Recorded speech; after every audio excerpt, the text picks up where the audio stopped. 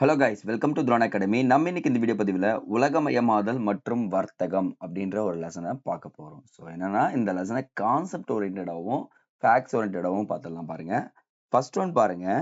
வர்த்தகம்னா என்னன்றது நிறைய பேருக்கு தெரிஞ்சுக்க வேண்டிய ஒரு விஷயங்க. ஏன்னா ட்ரேடுன்றது இப்போ வரைக்குமே பார்த்தீங்கன்னா எல்லா நாடுகளுக்குமே, அது முன்னாடி இருந்தே இப்போ நடந்துட்டு இருக்குன்னு சொல்லிட்டு சொல்லாங்க. ஃபார் எக்ஸாம்பிள், இந்தியான்ற ஒரு நாடு இருக்கு. இங்க ஏதோ ஒரு நாடு இருக்குன்னு வச்சுப்போம். இந்தியாவில் பருத்தி அதிகமாக விளையுது. என்னங்க அதிகமாக விளையுது? பருத்தி. ஸோ இந்தியாவில் பருத்தி அதிகமாக விளையும் போது நம்மக்கிட்ட எண்ணெய் இல்லைன்னா எண்ணெய் இல்லாமல் போகுதுங்க. என்னதுங்க? எண்ணெய் இல்லாமல் போயிடுது. நம்மக்கிட்ட பருத்தி அதிகமாக விளையுது, நம்மக்கிட்ட எண்ணெய் பற்றாக்குறையாக இருக்குது, எண்ணெய் பற்றாக்குறையாக இருக்குது. ஸோ நம்ம பருத்தி என்ன பண்ணுறோம்? ஒரு நாட்டுக்கு தரோம். அவங்ககிட்ட என்ன பர்ச்சேஸ் பண்ணுறோம்? எண்ணெயை பர்ச்சேஸ் பண்ணுறோம். இது ரெண்டுத்துக்கும் நடுவில் ஒரு விஷயம் இருக்குது பார்த்தீங்களா? தட்ஸ் கால்ட் ட்ரேட், வர்த்தகம் அப்படின்னு சொல்லிட்டு சொல்லுவாங்க. ஸோ அவ்வளோதானே சார்? ஆமாங்க. ஸோ நம்மளுடைய பண்டங்களை பணிகளை இன்னொரு நாட்டுக்கு கொடுக்குறதும், மற்ற நாட்டுடைய பண்டங்கள் பணிகளை நம்ம நாட்டுக்கு வாங்குறது தான் இந்த இடத்துல ட்ரேட் அப்படின்னு சொல்லிட்டு சொல்லுவாங்க. ஸோ இது இங்கிலீஷில் சொல்லணும்னா எக்ஸ்போர்ட் அண்ட் இம்போர்ட்னு சொல்லுவாங்க பாருங்க. எக்ஸ்போர்ட் அண்ட் இம்போர்ட் அப்படின்றத இங்க பயன்படுத்துவாங்க. அப்போ உலகமயமாதல் மற்றும் வர்த்தகம்னா வேர்ல்டுல ட்ரேட் எப்படி நடக்குது அப்படின்றத சொல்ல போறோம். அதனுடைய பரிணாம வளர்ச்சி அப்படி பத்தியும் நம்ம ஃபுல் டீடைல்ஸா இங்க பார்க்க போறோம். இப்போ இல்லாம பாருங்க. ஸோ ஃபர்ஸ்ட் ஒன் பார்த்தீங்கன்னா எல்பிஜியை பத்தி சொல்றாங்க.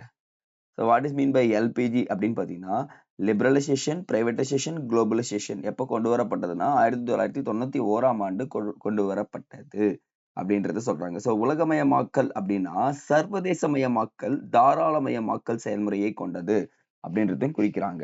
ஸோ இந்த இடத்துல டேர்ம்ஸ் ரொம்ப முக்கியம் பாருங்க. உலகமயமாக்கல் என்ற சொல் பேராசிரியர் தியோடர் லெவிட் என்பவரால் அறிமுகம் செய்யப்பட்டது. இம்பார்ட்டன்ட் நோட் பண்ணுங்க. ஏன்னா ஏதாச்சும் ஒரு சொல்ல யாருன்னா அறிமுகம் பண்ணாருன்னா அது ரொம்ப முக்கியம். ஸோ அப்போ உலகமயம் வரலாறு 3 காலகட்டங்களா பிரிக்கலாம். தொன்மையான காலகட்டம், இடைப்பட்ட உலகமயமாக்கல் காலகட்டம், நவீன உலகமயமாக்கல் காலகட்டம். ஸோ ஒவ்வொன்றுத்துலயும் ஒவ்வொரு விதமா இருக்கு. அதுதான் நம்ம பார்க்க போறோம். தொன்மையான காலகட்டம்னு பாருங்களேன். சிந்து சமவெளி நாகரிகம் அப்படின்ற ஒரு நாகரிகம் பார்த்திருப்போம். இந்த சுமேரியா மற்றும் சிந்து சமவெளி நாகரிகத்தின் இடையே வர்த்தக உறவுகள் உலகமயமாக்கல் ஒரு வடிவத்தை 3ஆம் நூற்றாண்டுகளே உருவாக்கியது என்று ஆண்ட்ரோ குந்தர் பிராங்க் என்பவர் வாதிட்டார். இது டைரக்ட் கொஸ்டின். அப்போ சிந்து சமவெளி நாகரிகத்துக்கும் சுமேரிய நாட்டுக்கும் வர்த்தக உறவு இருந்ததுன்னு சொல்லிட்டு வாதிட்டவர் யாருன்னா ஆண்ட்ரோ குந்தர் பிராங்க் என்பவர் தான் சொல்றாங்க. ஸோ அந்த இடத்துல வந்து பார்த்தீங்கன்னா உலகமயமாக்கல் என்று கிரேக்க காலத்தின் போது அழைக்கப்பட்டது. அப்போ அந்த பொருளாதார உலகமயமாக்கல், கலாச்சார உலகமயமாக்கல் வந்து எங்க அழைக்கப்படுதுன்னா கிரேக்க காலத்திலிருந்தே அழைக்கப்பட்டு வருகிறது அப்படின்னு சொல்லிட்டு சொல்றாங்க. இப்போ அதுலயும் முக்கியமா பாருங்க, இந்த சீன அரசு இருக்கு பார்த்தீங்களா, சில்க் ரூட் அப்படின்னு பட்டுச்சாலைன்னு சொல்லிட்டு சொல்லுவாங்க. ஸோ இங்கிருந்து அமைச்சிருக்காங்க பாருங்களேன். இந்த சாலையை எல்லா நாட்டுக்குமே போய் இணைக்கணும் அப்படின்றத இங்க கொடுத்துருக்காங்க. ஸோ அதான் பட்டுச்சாலையை உருவாக்கிய நாடு யாருன்னு கேட்பாங்க. இந்த சீனா நாடு தான் பண்ணுவாங்க. ஸோ இது நோட் பண்ணுங்க. செகண்ட், தொன்மையான காலகட்டம் சொல்லுவாங்க. இப்போ இடைப்பட்ட காலகட்டத்துல நமக்கு 16, 17ஆம் நூற்றாண்டுகளில் ஐரோப்பியர்களின் எழுச்சியால் என்ன ஆயிடுச்சுன்னு பார்த்தீங்கன்னா, நமக்கு வணிகம், கடல் வழி வணிகம்ன்றது அதிகமா தெரிய ஆரம்பிச்சுச்சா பாருங்க. ஆல்ரெடி இருந்துச்சு சிந்து சமவெளி நாகரிகத்துல, லோத்தல் என்ற பகுதியில. பட் ஆனா ஐரோப்பியர்கள் வந்துட்ட பிறகு என்ன ஆயிடுச்சுன்னா இந்த விஷயங்கள் இன்னும் வலுவடைந்துச்சு. முக்கியமா பாருங்க, போர்ச்சுகீசியர்கள், ஸ்பானியர்கள், டச்சுக்காரர்கள், ஆங்கிலேயர்கள் கடல் வழி வாணிபம் மேற்கொண்டனர் அப்படின்றத கொடுத்திருக்காங்க. ஸோ பிரிட்டிஷ் கிழக்கிந்திய நிறுவனம் ஒரு தனியார் வணிக நிறுவனம் போன்று உருவாக்கப்பட்டது. அதுவே முதல் பன்னாட்டு நிறுவனம் ஆகும். அப்போ முதல் பன்னாட்டு நிறுவனம் யாருன்னு பார்த்தீங்கன்னா பிரிட்டிஷ் கிழக்கிந்திய நிறுவனம் தான். மீதி எல்லா நிறுவனமும் இப்போ போர்ச்சுகீசியர்களா இருக்கட்டும், டச்சுக்காரர்களா இருக்கட்டும், அரசாங்கம் அமைச்சிருக்கும். ஆனா பிரிட்டிஷ் கிழக்கிந்திய நிறுவனம் மட்டும்தான் என்ன பண்ணிருப்பாங்க, அவங்க ஒரு நிறுவனமா, தனியார் நிறுவனமா இங்க உள்ள வருவாங்கன்னு சொல்லிட்டு சொல்லியிருக்காங்க. ஸோ அப்போ நவீன உலகமயமாக்கல் அப்படின்னு பார்த்தீங்கன்னு வச்சுக்கோங்களேன், 19ஆம் 20ஆம் நூற்றாண்டு காலகட்டத்துல ஸோ இந்த செலாவணின்னு சொல்லிட்டு சொல்லுவாங்க பார்த்தீங்களா. எனக்கு என்னன்னா வர்த்தகம் நடக்குதுன்னா 2 விஷயம் எனக்கு அதிகமா தேவைப்படுது. ஒண்ணு மூலதனம். கண்டிப்பா மூலதனம் இருக்கணும் இல்ல. மற்றும் முதலீடுன்னு சொல்லுவாங்க வர்த்தக பொருளாதாரத்துல. மூலதனம், முதலீடு செயல்பட்டதும் 20ஆம் நூற்றாண்டுகளில் வணிக உற்பத்தியில் அதிக பங்கினை பெற்றதுடன் இந்த சேவைகள், வர்த்தகம் மற்றும் பண்பாட்டு நிறுவனங்கள் உற்பத்தி, வணிகத்தில் எழுச்சி உற்றதும் ஆகும் அப்படின்னு கொடுத்திருக்காங்க. ஸோ எக்ஸாம் பாயிண்ட் ஆஃப் வியூல பாத்தீங்கன்னா 20ஆம் நூற்றாண்டுல என்ன ஆயிடுச்சுன்னா மூலதனமும் வந்துச்சு, முதலீடும் வந்துடுச்சு. ஸோ மூலதனம்னா என்ன அர்த்தம்னா இந்த இடத்துல நம்மளுடைய நாலேஜ் சொல்லாங்க. ஸோ மனிதன் என்ற ஒரு மூலதனமா, முதலீடும் சொல்லலாம். அதே மாதிரி பணம் என்றது ஒரு முதலீடா, சேவைகள் நம்ம எடுத்து போய் சேர்க்கறது, அது ட்ரேடா கொடுக்கறது அப்படின்னு சொல்லிட்டு சொல்றாங்க. ஸோ இதுதான் இந்த டேர்ம்ஸ்ல விளக்கியிருக்காங்க. ஸோ அப்ப என்ன பண்ணலாம், தொன்மை இந்தியாவில் வர்த்தகம் மற்றும் வணிகர்கள் அப்படின்னு சொல்லிட்டு பார்க்கலாமா. அந்த ஆரம்ப கால வணிகர்கள்னு இருக்காங்க. இந்த கலிங்க வர்த்தகர்கள் அப்படின்னு சொல்லுவாங்க. சிவப்பு வண்ணக்கல் அலங்கார பொருட்களை வர்த்தகத்துக்கு கொண்டு வந்தனர். எப்பன்னு பார்த்தீங்கன்னா, 1553ஆம் ஆண்டு ஒடிசா பகுதியில ஆட்சி பண்ணிட்டு இருப்பாங்க. அவங்க என்ன பண்றாங்க பார்த்தீங்கன்னா, சிவப்பு வண்ணக்கல் அலங்கார பொருட்களை என்ன பண்றாங்க? வர்த்தகத்துக்கு கொண்டு வராங்க. மேலும் ஆரம்ப நாட்களில் பருத்தி ஆடைகளை தென்கிழக்கு ஆசியாவிற்கு என்ன பண்றாங்க பார்த்தீங்கன்னா, போனாங்க. இந்த தென்கிழக்கு மலேசியா, சிங்கப்பூர்லாம் இருக்கு பார்த்தீங்களா? அந்த இடத்துக்கு கொண்டு போனதாகவும் குறிப்புகள் கூறப்படுகிறது. செகண்ட் ஒன், ஐரோப்பிய வணிகர்கள் பார்த்தீங்கன்னு வச்சுக்கோங்களேன், இந்த வாஸ்கோட காமா வந்துட்ட பிறகுதான் ஒரு பெரிய தாக்கத்தை ஏற்படுத்துது. முக்கியமா பாருங்க, இந்த வாஸ்கோட காமா போர்ச்சுகீசியர். அவர் வந்து உள்ள வர்றப்போ 1498 கள்ளிக்கோட்டை வாணிபத்திற்கு வர்றார். அங்க வந்த உடனே அவர் ஆதரித்தவர் யாருன்னா, மன்னர் சாமரின் அப்படின்னு சொல்லக்கூடியவர் ஆதரிக்கிறாருங்க. பாருங்க, இங்க ஒரு வார்த்தை கொடுத்திருக்காங்க. வாஸ்கோட காமாவால் போர்ச்சுகலுக்கு கொண்டு கொண்டு சென்ற பொருட்களின் மதிப்பானது இந்தியா முழுவதும் பயணம் செய்த செலவை விட 60 மடங்கு அதிகம். எக்கச்சக்கமான குட்ஸ் எடுத்துன்னு போயிருக்காருங்க. அது இல்லாம திருப்பி வர்றாரு 1502ல. கிட்டத்தட்ட ஒரு 4 வருஷம் கழிச்சு வர்றப்போ வாஸ்கோட காமா இந்தியாவில் கள்ளிக்கோட்டை, கொச்சின் மற்றும் கண்ணனூர் ஆகிய 3 பகுதிகளில் என்ன பண்ணிட்டு போயிடுறாருன்னா, வர்த்தக நிறுவனங்களை நிறுவிட்டு போயிடுறாருங்க. இந்தியாவில் போர்ச்சுகீசியர்களின் தலைநகரம் எதுவா இருந்துச்சு பார்த்தீங்கன்னா, கொச்சியா இருந்திருக்குங்க. ஸோ செகண்ட் தான் என்னவா மாத்திருக்காங்கன்னா, கோவா மாத்திருக்காங்க. நோட் பண்ணுங்க. அங்க இருக்காது, எழுதிக்கலாம். ஸோ அப்போ செகண்ட் வாஸ்கோ ட காமா வந்தோடனே கள்ளிக்கோட்டை, கொச்சின், கண்ணனூரை மாத்திடுறாரு வர்த்தக நிறுவனங்களா. ஃபர்ஸ்ட் அவங்களுடைய கொச்சின் தான் வந்து பார்த்தீங்கன்னா தலைநகரமா இருக்கு. 2வது தான் கோவா மாற்றப்படுகிறது அப்படின்றத இங்க கொடுத்துருக்காங்க. அடுத்ததா பார்க்க போறது டச்சுக்காரர்கள். டச்சுக்காரர்கள் பல பயணங்கள் மேற்கொண்டு டச்சு கிழக்கிந்திய நிறுவனத்தை 1602ஆம் ஆண்டில் உருவாக்கினார்கள் அப்படின்றாங்க. யாருன்னு பார்த்தீங்கன்னா, அட்மிரல் வான் டேர் எகென் என்பவரால் மசுலுப்பட்டினம், பெத்தப்போலின்றது வந்து பார்த்தீங்கன்னா நிஜாம்பட்டினம், அதே மாதிரி தேவனாம்பட்டினம் ஆகிய இடங்களில் நிறுவப்பட்டது. அப்போ 3 இடங்கள்ல என்ன பண்ணிருக்காங்க? டச்சுக்காரர்கள் நிறுவிருக்காங்கப்பா. ஸோ 1610 தான் ஒரு பிரசித்தி பெற்ற ஆண்டுன்னு சொல்லுவாங்க. ஏன்னா நம்மளுடைய சென்னை இருக்காருல்ல, அந்த சந்திரகிரி ராஜாவுடன் பேச்சுவார்த்தை நடத்தி பழவேற்காடு என்னும் இடத்தில் மற்றொரு தொழிற்சாலையை நிறுவிடுறாரு அப்படின்னு சொல்றாங்க. ஸோ அப்போ அவங்க இது மட்டும் பண்ணல, இந்த வங்க கச்சா பட்டு உற்பத்தி மற்ற எல்லா பொருட்களையும் என்ன பண்றாங்க? ஏற்றுமதி பண்ண ஆரம்பிச்சிட்டாங்க. ஏற்றுமதின்னு என்ன அர்த்தம்? அவங்க நாடுகளுக்கு கொண்டு செல்ல ஆரம்பிச்சிட்டுன்னு சொல்றாங்கப்பா. ஸோ அப்ப என்ன ஆகுதுன்னா, இங்க பொருட்கள் இருக்கிறத பார்த்துட்டு அவங்க நாடு கொண்டு போய் அவங்க நாட்டுடைய வளத்தை கரெக்டாக யூஸ் பண்றாங்க. அப்ப பாருங்க, இந்தியாவில் டச்சுக்காரர்களின் தலைமையிடமாக எது இருக்குன்னு பார்த்தீங்கன்னா, பழவேற்காடு இருக்கிறது. இதெல்லாம் வந்து பார்த்தீங்கன்னா, ஐஎன்எம்ல கேட்குவாங்கன்னு சொல்லிட்டு யோசிக்க கூடாது. ஏன்னா இந்த லெசன்லயே இருக்கு. ஸோ இங்கேயும் படிச்சு வச்சிருங்க. அடுத்தது ஆங்கிலேயர்கள்.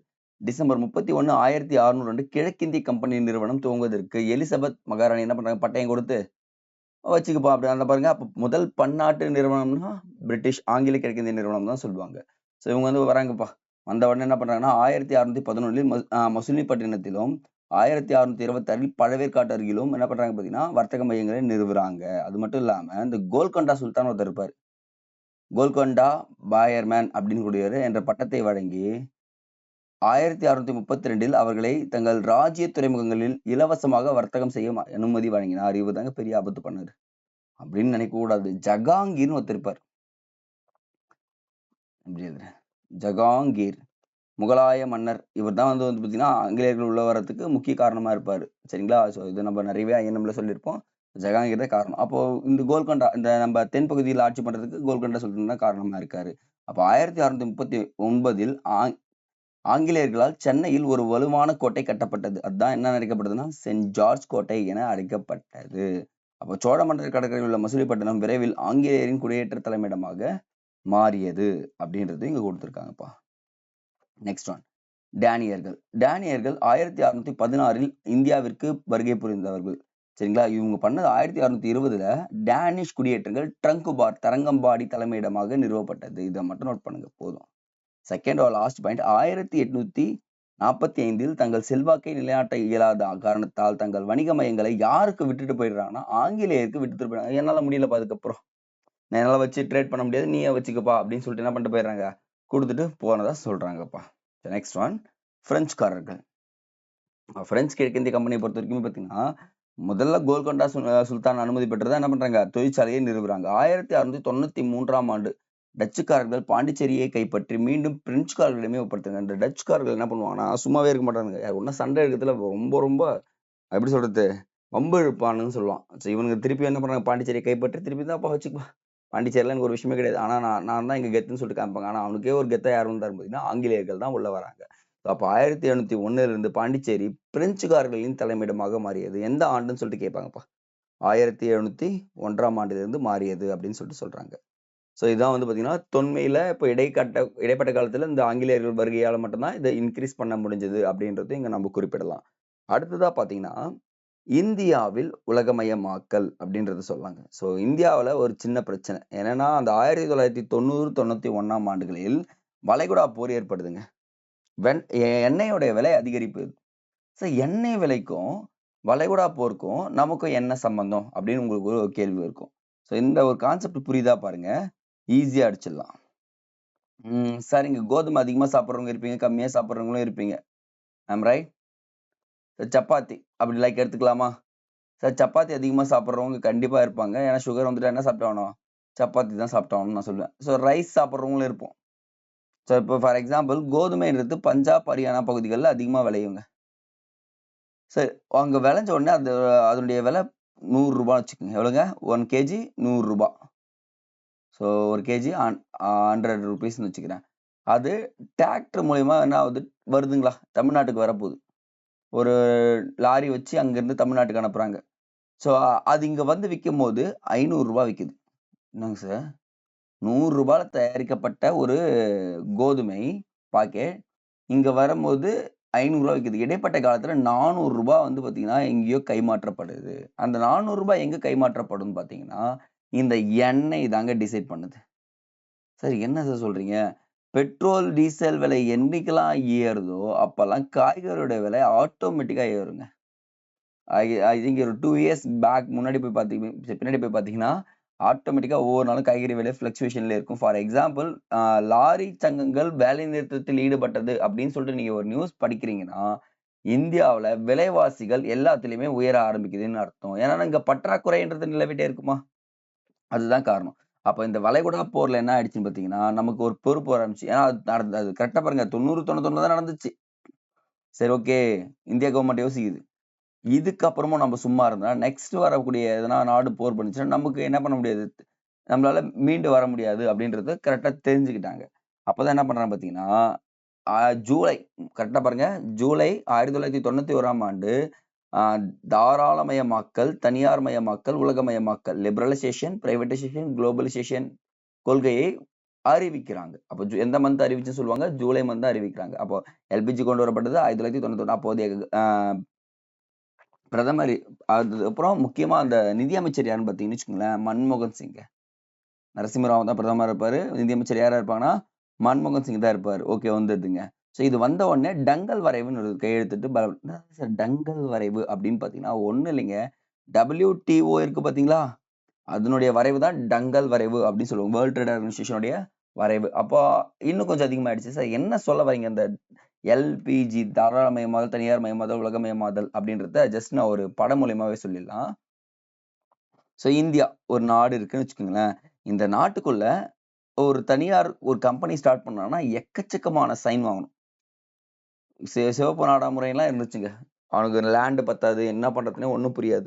அப்போ ஒரு தனியார் கம்பெனி நீங்க உள்ள வந்து ஸ்டார்ட் பண்ண போறீங்கன்னா, எனக்கு என்ன பண்ணணும்னு பார்த்தீங்கன்னா, கவர்ன்மெண்ட்டே நான் என்ன பண்றேன், உனக்கு ஹெல்ப் பண்றேன். நிலத்த கையகப்படுத்தி தரேன். நீங்க எதனா லேண்ட் காமிச்சீங்கன்னா, அந்த லேண்ட்ல நீங்க என்ன பண்ணிக்கலாம், ஆட்டோமேட்டிக்கா டைரக்ட்டா நீ கம்பெனி ஸ்டார்ட் பண்ணிக்கலாம் அப்படின்னு சொல்லிட்டு சொல்றாங்க. ஸோ அது மட்டும் இல்லாம மானியங்களும் குடுக்க ஆரம்பிச்சுடுறாங்க. ஸோ இதனால தனியார் துறையினுடைய ஆதிக்கம் இந்தியாவுல வந்துச்சுன்னா, வேலை வாய்ப்பு உருவாக்கப்படுங்க. என்னங்க? வேலை வாய்ப்பு உருவாக்கப்படும். வருமானம் அதிகரிக்குமா பாருங்க. ஸோ வருமானம் அதிகரிச்சுன்னா, வறுமை ஆட்டோமேட்டிக்கா என்ன ஆகும்? குறைய ஆரம்பிக்கும் அப்படின்றத இங்க குறிப்பிட்டாங்க. அதுதான் தனியார் மயமாக்கல். இந்த தாராளமயமாக்குதல்னா ஒண்ணும் இல்லைங்க.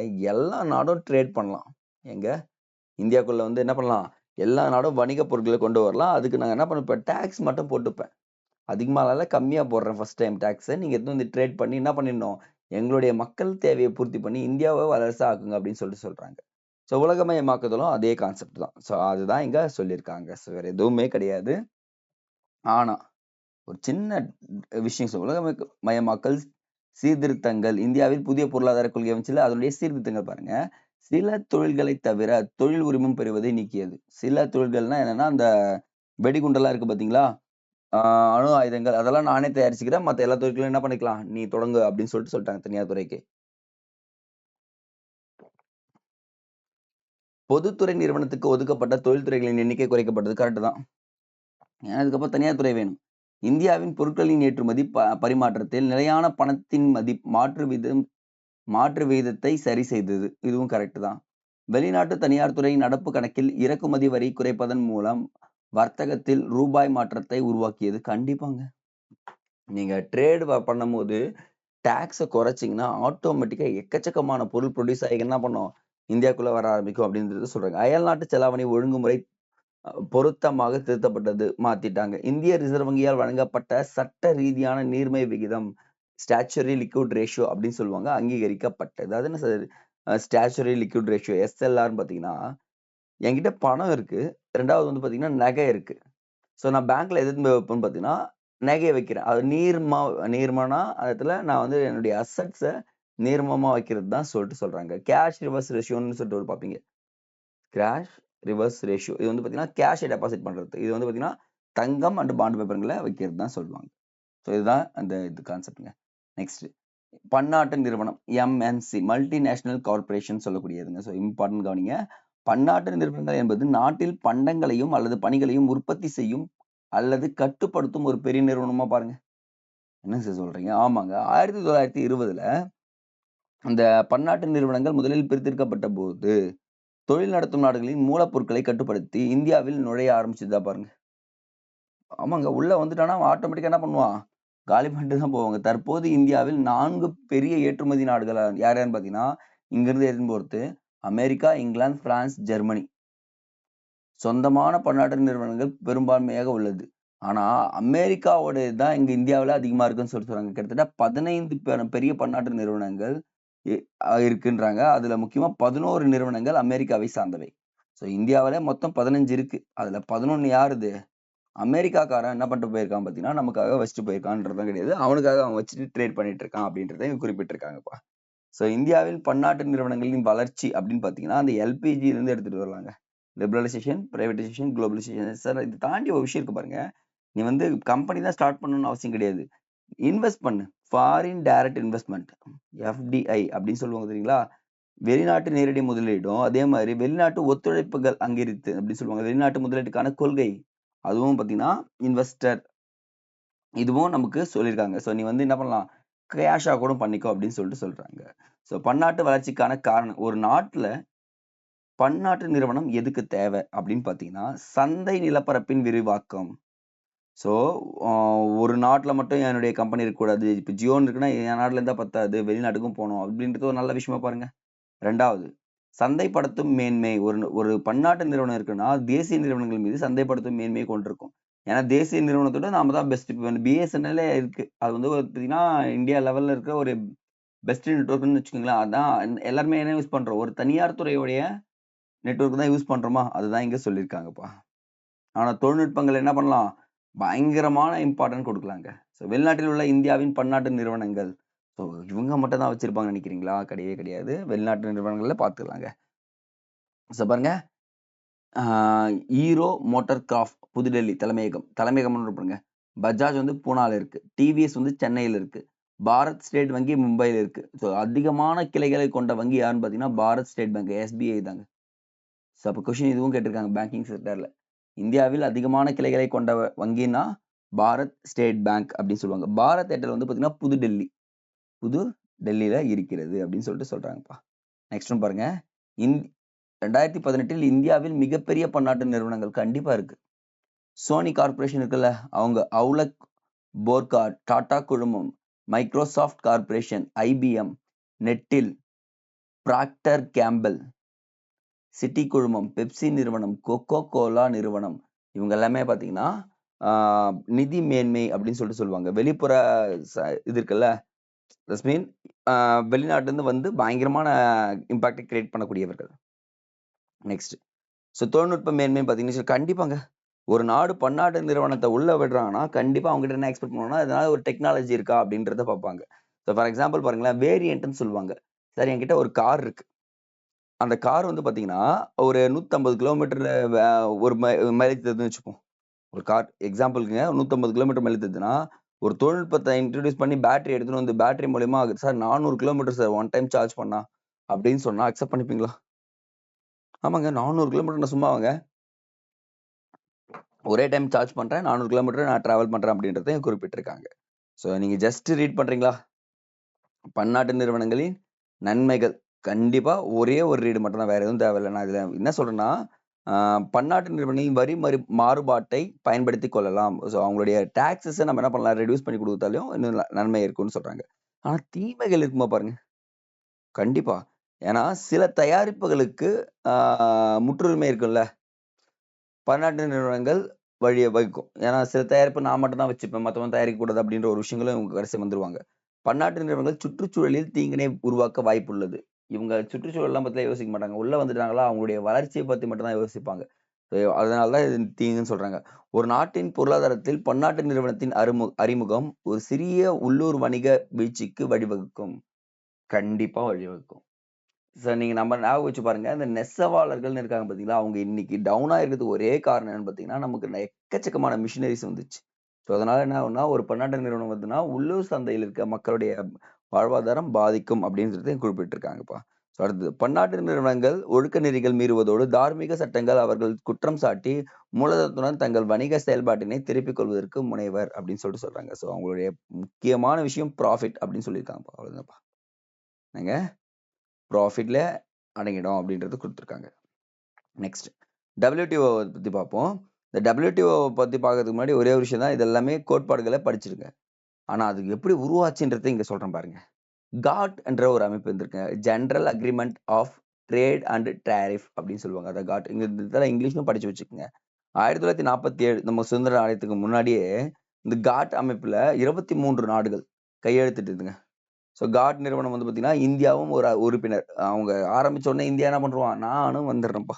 என்னையும் சேர்த்துக்கோ அப்படின்னு சொல்றாங்க. இந்த இயக்குனர் ஜெனரல் ஆதர் டங்கல். இப்ப டங்கல் வரைவுன்னு ஒண்ணு பார்த்தோம் பார்த்தீங்களா? அ WTO உருவாக்குனாரு. அது இவர் தாங்க. ஸோ இது டங்கல் வரைவு என அழைக்கப்பட்டது அப்படின்னு சொல்லிட்டு சொல்றாங்க. ஸோ என்ன பேசியிருப்பாங்கன்னு பார்த்தீங்கன்னா, ஆண்டுங்க எல்லாத்தையும் ஒண்ணா கூட்டி மானிய கட்டணங்கள், ஒதுக்கீடுகள், மானியங்கள் குறைப்பதன் மூலம் சர்வதேச வர்த்தகத்தை அதிகரிக்க முடியும் அப்படின்னு சொல்லிட்டு சொல்றாங்க. ஸோ இந்த மானியம்னு ஒரு வார்த்தை இருக்கு பார்த்தீங்களா? சார் நான் வந்து பார்த்தீங்கன்னா, என்னால ரூ. 1000 பொருள என்னால கண்டிப்பா வாங்க முடியாது. எனக்கு எதனா மானியம் கொடுங்கன்னா, ஒரு ரூ. 400 மானியம் கிடைக்குதுன்னா, உங்களுடைய செலவு எவ்வளோ மட்டும் தான் இருக்கும்? ₹600 இருக்கும். மீதி 400 என்ன கிடைச்சிரும் உங்களுக்கு? மானியமா கிடைச்சிருமா? இதனுடைய லாபமா இருக்குமா? அதுதான் இங்க குறிப்பிட்டிருக்காங்க. ஸோ எக்ஸாம் பாயிண்ட் ஆஃப் வியூல அது முக்கியம். அந்த காட்டின் சுற்றுகள்னு ஒண்ணு குடுத்துருக்காங்க பாருங்க. அதுதான் முக்கியம். ஸோ சுற்றுகள்னா முதல் சுற்று, 2ஆம் சுற்று, 3ஆம் சுற்றுலேருந்து 8வது சுற்று வரைக்கும் நீங்க பார்ப்பீங்க. ஒவ்வொரு சுற்றுமே ஒவ்வொரு நாட்டுல நடக்கும். சில சுற்றுகள் ஒரே நாட்டுல பல நாள் பல முறை நடக்கும் அப்படின்றதையும் குடுத்துருக்காங்க பாருங்க. ஃபர்ஸ்ட் முதலாவது சுற்று ஜெனீவா, சுவிட்சர்லாந்துல 1947ல நடந்துச்சு. 2வது அன்னசி பிரான்ஸ்ல நடந்துச்சு. 3வது டார்குவே. டார்குவேன்றது இங்கிலாந்துல நடந்துச்சு. இங்க பாருங்க 4, 5, 6 ஜெனீவா திருப்பியும். ஜெனீவா 2வது டைம் வருது பாருங்க. அப்ப மொத்தம் 4 முறை ஜெனீவால நடந்திருக்கு. அடுத்து பாருங்க 8வது வந்து பார்த்தீங்கன்னா, டோக்கியோல நடந்துச்சு. 8வது எங்க? ஜப்பான்ல நடந்துச்சு. சரி, சரி 7வதுங்க. 8வது தான் ரொம்ப முக்கியம். ஏன்னா, அதுதான் இறுதி சுற்றுன்னு சொல்லுவாங்க. த பான்டெடல் எஸ்டி அப்படின்னு சொல்லக்கூடிய உருகுவே சுற்றுன்னு சொல்லுவாங்கப்பா. ஸோ அப்ப காட்டமைப்பின் ஒரு இறுதி சுற்று எங்க நடைபெற்றதுன்னா, உருகுவேல நடந்தது. அதனால இந்த உருகுவே சுற்றுன்னு சொல்லிட்டு சொல்லியிருக்காங்க. ஸோ என்ன நடந்திருக்குன்னா, அப்புறம் 1900 அந்த 8வது சுற்றுக்கு அப்புறம் 1994ஆம் ஆண்டு ஏப்ரல் மாதம் உலக வர்த்தக அமைப்பு ஒன்று உருவாக்கப்படுது. வேர்ல்ட் ட்ரேட் ஆர்கனைசேஷன் அப்படின்றத ஆரம்பிக்கிறாங்க. ஸோ இது என்னன்னு பார்த்தீங்கன்னா, ஆரம்பிக்கும்போது 104 உறுப்பினர்கள் மட்டுமே கையெழுத்து விட்டு என்ன பண்ணாங்க, ஜனவரி 1, 1995ஆம் ஆண்டு நடைமுறைக்கு வந்தது அப்படின்றத குடுத்துருக்காங்க. ஸோ இவங்க ட்ரேட் சம்பந்தமான எதனா ஒரு பிரச்சனைனா நீங்க டைரக்ட்டா என்ன பண்ணலாம் பார்த்தீங்கன்னா, WTOவ அணுகலாம் அப்படின்றதையும் குடுத்துருக்காங்க. ஸோ இதனுடைய ஹெட் குவார்ட்டர்ஸ் பாருங்க, ஜெனீவா. ஏன்னா கிட்டத்தட்ட இந்த காட் சுற்றுகள் எங்க எத்தன நாள் நடந்திருக்கு பாருங்க. இங்க பாருங்க. ஜெனீவால ஃபர்ஸ்ட் நடந்துச்சா? அதுக்கப்புறம் பாருங்க 4, 5, 6 கிட்டத்தட்ட 4 சுற்றுகள் எங்க நடந்திருக்கு? ஜெனீவால தான் நடந்திருக்கு. அதனால நான் ஜெனீவாவ குடுத்துருக்காங்கங்க.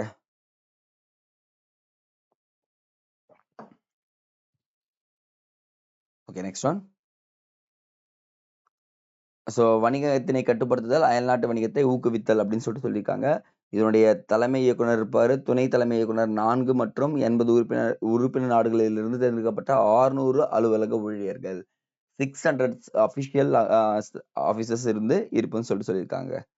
நெக்ஸ்ட் உலக வர்த்தக அமைப்பின் குறிக்கோள்கள் அப்படின்னு பார்த்தீங்கன்னா, நெறைய இருக்குங்க. ஸோ இது எல்லாமே நான் ஒன்னே ஒன்று மட்டும் தான் ரிப்பீட்டடாக சொல்லுவேன். Just read. எக்ஸாமுக்கு என்ன தேவையோ அதை மட்டும் பார்த்துக்கங்க. ஒருவேளை சார் நான் ரீட் பண்ணல அப்படின்லாம் என்கிட்ட சொல்லக்கூடாது. ஏன்னா பாசிட்டிவ் ரொம்ப முக்கியம். அதை விட என்னன்னா நெகட்டிவும் முக்கியம் அப்படின்றத நம்ம பார்த்துக்கலாம். நெக்ஸ்ட், அறிவுசார் சொத்துரிமை தொடர்பான வர்த்தக உரிமைகள் ட்ரிப் அப்படின்னு சொல்லுவாங்க, டேரிஃப்னு சொல்லுவாங்க. இந்த ட்ரிப்ஸ் வந்து பார்த்தீங்கன்னா trade related aspect of intellectual property rights அப்படின்னு சொல்லுவாங்க. ஸோ இதுல என்னன்னா ஒரு வணிக மதிப்புடன் கூடிய தகவல் என்றும் இது என்ன சொல்லலாம், வரையறுக்கலாம் அப்படின்னு சொல்றாங்க. ஸோ என்னங்க சார் இதுக்கும் என்ன சார் பார்த்தீங்கன்னா, எனக்கு இப்போ வந்து பார்த்தீங்கன்னா வேப்ப மரம் அப்படின்ற ஒரு மரம் வந்து பார்த்தீங்கன்னா இந்தியாவுக்கு தான் சொந்தம். அது அமெரிக்காக்காரர் என்ன பண்ணிட்டான், பேட்டன்ட் ரைட் வாங்கிட்டாங்க. அந்த அந்த வேப்ப மரத்துலேருந்து தயாரிக்கக்கூடிய அனைத்து சோப்புலேருந்து ஷாம்புலேருந்து எல்லாமே யாருக்கு போகுதுன்னு பார்த்தீங்கன்னா பேட்டன்ட் ரைட் அமெரிக்காவுக்கு போகுது. நம்மாழ்வார் யோசிக்கிறாரு, என்ன நம்ம ஊர்ல மலைஞ்ச ஒரு வேப்ப மரம் அவன் நாட்டுக்கு சொந்தம் அப்படின்னு சொல்றான், இது தப்பாச்சே அப்படின்னு சொல்லிட்டு என்ன பண்றாரு பார்த்தீங்கன்னா, டைரக்டா இன்டர்நேஷனல் கோர்ட் ஆஃப் ஜஸ்டிஸ்ல கேஸை போட்டு இது வந்து பார்த்தீங்கன்னா இந்தியாவுக்கு தான் சொந்தம்னு சொல்லிட்டு ப்ரூஃபோட காமிச்சு வாங்கிட்டு வந்துடுறாரு. ஸோ அதுதான் வந்து பார்த்தீங்கன்னா இன்டெலக்சுவல் ப்ராப்பர்ட்டி ஆஸ்பெக்ட் ரைட்ஸ் அப்படின்னு சொல்லிட்டு சொல்லுவாங்கப்பா. நெக்ஸ்ட், உலகமயமாக்கல் தாக்கமும் மற்றும் சவால்களும் அப்படின்னு பார்த்தீங்கன்னா கண்டிப்பா நேர்மறை தாக்கம் இருக்கு, எதிர்மறை தாக்கம் இருக்கு. அப்படின்னா ப்ரோஸ் அண்ட் கான்ஸ் சொல்லலாமா? ஸோ இதுல நேர்மறை, இதனுடைய குட்ஸ் பார்த்துருங்க. வாழ்க்கை தரத்தை அதிகரிக்குமா, சிறந்த பொருளாதார வளர்ச்சி இருக்குமா, வருமானம் இப்படி ஒரு கம்பெனி வந்துச்சுன்னா ஆட்டோமேட்டிக்கா இன்கம் இன்க்ரீஸ் ஆகும். அதுதான் இங்க கொடுத்துருக்காங்க. நெக்ஸ்ட், புதிய தொழில்நுட்பங்கள் புதிய அறிவியல் ஆராய்ச்சி முறைகள் அறிமுகம் செய்யப்படுமா, மொத்த உள்நாட்டு உற்பத்தி என்ன ஆட்டோமேட்டிக்கா இன்க்ரீஸ் ஆகும், அப்படி எஃப்டிஐயும் இன்க்ரீஸ் ஆகும் அப்படின்றத கொடுத்துருக்காங்க. ஆனா எதிர்மறை தாக்கங்கள் இருக்கும். நாடுகளுக்கிடையே மிக அதிகமான மூலதனமானது நியாயமற்ற மற்றும் ஒழுங்கற்ற அந்த விநியோகிப்பாளர்கள் இருப்பாங்கல்ல அவங்கெல்லாம் அறிமுகப்படுத்தும். ஸோ ஒரு பொருளை தயாரிக்கிறது பெரிய விஷயம் கிடையாது. அது போய் மக்கள் கிட்ட ரொம்ப காஸ்ட்க்கு அதிகமாகவும் இல்லாம ரொம்ப கம்மியாக இல்லாம ஒரு 1% 2% வச்சு விற்கலாம்ல, அதுதான் இங்க குறிப்பிட்டிருக்காங்கப்பா. ஸோ தேசிய ஒருமைப்பாடுலேருந்து ஆரம்பிச்சு உட்கட்டமைப்பு, அதுக்கப்புறம் அந்நிய செலாவணி பெறுவதற்கு இது எல்லாமே எங்க சொல்றாங்க, சவால்களும் இருக்குங்க. நான் இப்பவும் சொல்றேன், இதெல்லாம் ரீட் பண்ணாம வந்துடாதீங்க, கண்டிப்பா கொஸ்டின்ல வைப்போம். Just read. அதெல்லாம் இம்பார்ட்டன்ட் தான், நானே ரீட் பண்ணிருவேன். அடுத்தது, ஸோ ஐ திங்க் உலகமயமாக்கல் சுற்றுச்சூழலை பாதிப்பை ஏற்படுத்தும். இந்த ஒரு பாயிண்ட் மட்டும் எல்லாத்துக்கும் நீங்க பயன்படுத்தலாங்க. உலகமயமாக்கல் வந்தாலும் என்ன பண்ணிடலாம், இந்த ஒரு வார்த்தை எப்பவுமே இருக்கலாம்னு சொல்லிட்டு சொல்றாங்க. ஸோ இந்த எக்ஸாமை பொறுத்த வரைக்குமே பார்த்தீங்கன்னா கண்டிப்பாக கொஷின் ஏரியாங்க. ஏன்னா ட்ரேடுன்றதை பற்றி எக்ஸ்போர்ட் அண்ட் இம்போர்ட்டை வந்து வச்சு ஒரு கொஷின் கேட்காமலாம் இருந்ததே கிடையாது. டெய்லி பேசிஸில் படிச்சிருங்க அப்படின்றத சொல்லிட்டு விடைபெறுகிறேன். நன்றி.